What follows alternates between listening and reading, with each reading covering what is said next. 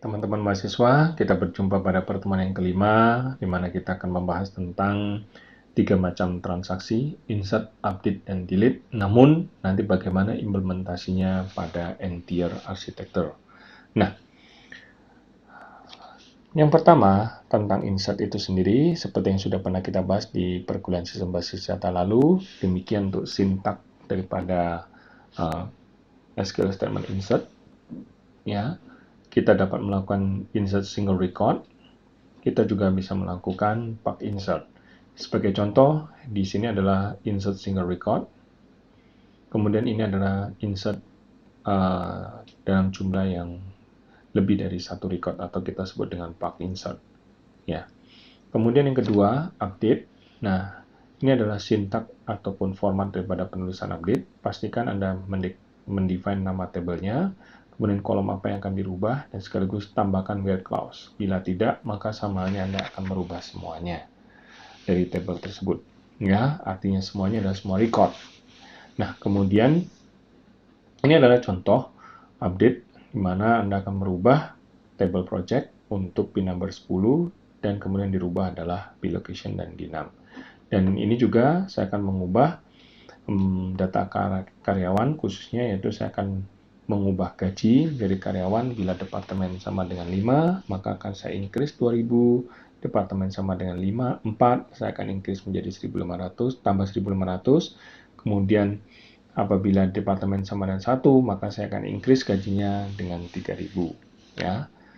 Kemudian juga sintak untuk delete, saya akan menghapus table, kemudian juga jangan lupa where clause-nya juga harus kita tambahkan, supaya apa? Supaya lebih spesifik baris mana atau row mana yang akan dihapus. Sebagai contoh seperti ini, saya akan define, ya, saya akan menghapus tabel employee, namun khusus untuk SSN yang sama dengan ini. Nah, sekarang dari sintak-sintak insert, update, dan delete ini, tentu kita akan implementasikan di dalam data tier yang sudah kita pelajari di arsitektur sebelumnya. Sebagai contoh, implementasinya akan seperti ini, di mana kita akan membuat satu fungsi atau operation insert terhadap kelas department, kemudian setiap isian saya akan define, kemudian saya akan parsing dalam vDepartment, kemudian dari vDepartment ini nanti setiap kolom saya akan masukkan sebagai value, dan value ini akan membuild sebuah SQL embedded dan kita akan execute. Nah, ini kita sebut dengan konsepnya adalah menggunakan SQL embedded. Ini sebuah SQL kita akan embed ke dalam codes atau program yang ada di dalam Visual Studio. Sebagai contoh, saya menggunakan C#. Nah, teman-teman, kita akan lihat contohnya juga secara langsung di sini. Kalau kita lihat, ada update, ada delete, ya. Update juga sama sebelumnya, ya. Kita juga bisa melakukan update dari data tier juga.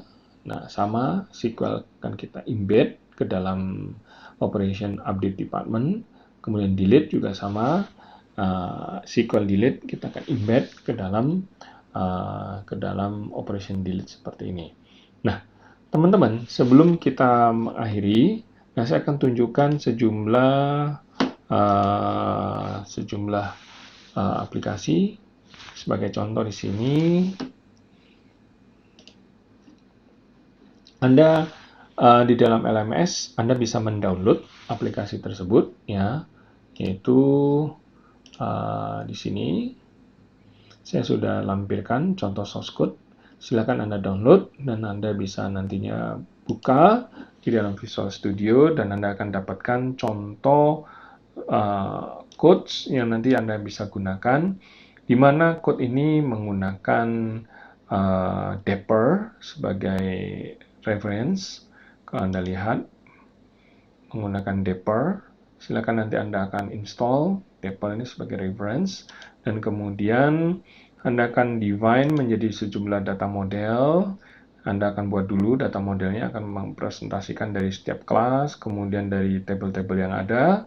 Kemudian Anda akan buat satu tier, yaitu data access tier untuk setiap kelasnya atau setiap tabelnya, department, employee, dan seterusnya.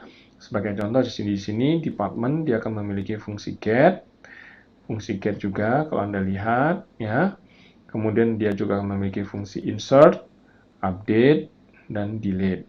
Ya, di sini ada beberapa contoh yang sementara saya masih remark.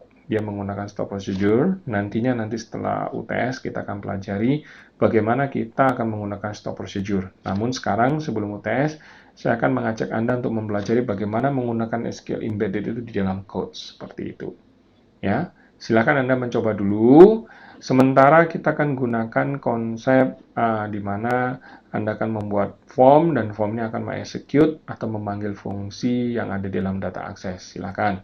Nanti selanjutnya kita akan mengimplementasikan bagaimana menggunakan business logic layer, di mana business logic layer ini juga sudah mengimplementasikan transaction scope, yaitu untuk menjaga konsistensi daripada data itu sendiri, memastikan kapan transaksi itu dimulai dan kapan transaksi itu berakhir. Sehingga nantinya dia akan bisa menjaga yang namanya sifat daripada transaksi itu sendiri, yaitu ACID. Masih ingat? Atomic, ya, kemudian konsisten, kemudian integrity, dan durability. Jadi inilah yang akan menjaga daripada setiap transaksi ini akan dipastikan berjalan sesuai. Ya, baik teman-teman mahasiswa, ya silakan Anda pelajari dengan baik code ini dan Anda coba lengkapi code ini dan selanjutnya nanti Anda akan implementasikan di dalam tugas proyek Anda. Baik, saya ucapkan terima kasih. Sampai bertemu di pertemuan berikutnya.